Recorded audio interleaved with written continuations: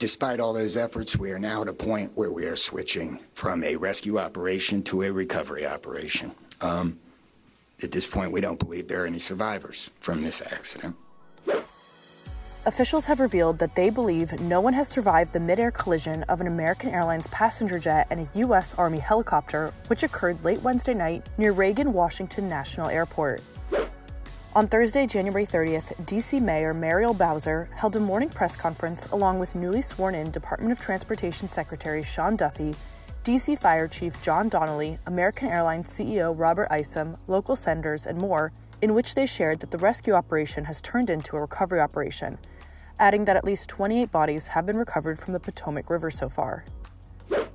Despite all those efforts, we are now at a point where we are switching from a rescue operation to a recovery operation. At this point, we don't believe there are any survivors from this accident, and we have recovered 27 people from the plane and 1 from the helicopter. The district office of the medical examiner has lead on reuniting these bodies and these people with their loved ones, and we will continue to work to find all the bodies and collect them and reunite them with their loved ones. We should also acknowledge that the Virginia medical examiner and the Army medical examiner are involved in this operation and a very important part of getting people identified. American figure skaters were on board the flight, according to U.S. Figure Skating. In a statement, the organization said in part, U.S. Figure Skating can confirm that several members of our skating community were sadly aboard American Airlines Flight 5342, which collided with a helicopter yesterday evening in Washington, D.C. These athletes, coaches, and family members were returning home from the National Development Camp held in conjunction with the U.S. Figure Skating Championships in Wichita, Kansas. We are devastated by this unspeakable tragedy and hold the victims' families closely in our hearts.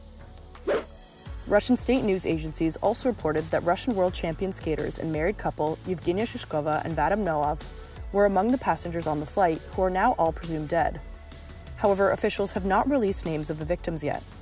There were reportedly 64 people on the American Eagle civilian jet, plus 3 people on board the Black Hawk helicopter.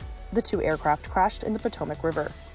President Trump weighed in on the devastation last night, sharing, "The airplane was on a perfect and routine line of approach to the airport.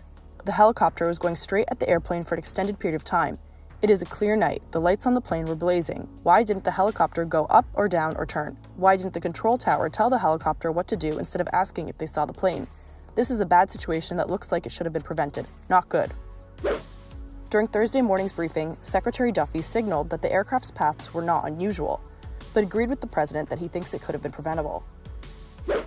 A few details I'd like to give all of you, and some of you reported this, but last night, if you live in the D.C. area, you would know that this was a clear night last night. The helicopter was in a standard pattern. If you live in the D.C. area, you'll see helicopters up and down the river. This flight pattern is seen oftentimes when you live in D.C. This was a standard flight pattern last night as well. The American Airlines flight coming into land was in a standard flight pattern as it was coming into DCA.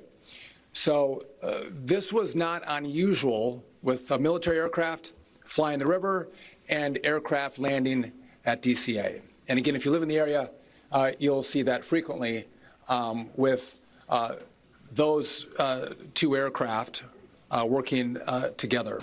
In regard to the military, I don't have information in regard to the experience of the military pilots. I would just note that this was classified as a training mission. Sometimes people could think that a training mission is someone who is inexperienced in the cockpit. We call these missions that are flown in the D.C. area as our pilots are getting hours in experience training missions. So don't read into that we had how many hours the pilots on the military aircraft had. And you had another question for me that was. Last night, the president had said that this could be prevented, and also that air traffic control, questioning why they may not have communicated with the helicopter, telling them what to do. So we are going to wait for all the information to come in from this vantage point, but to back up what the president said, what I've seen so far, do I think this was preventable? Absolutely.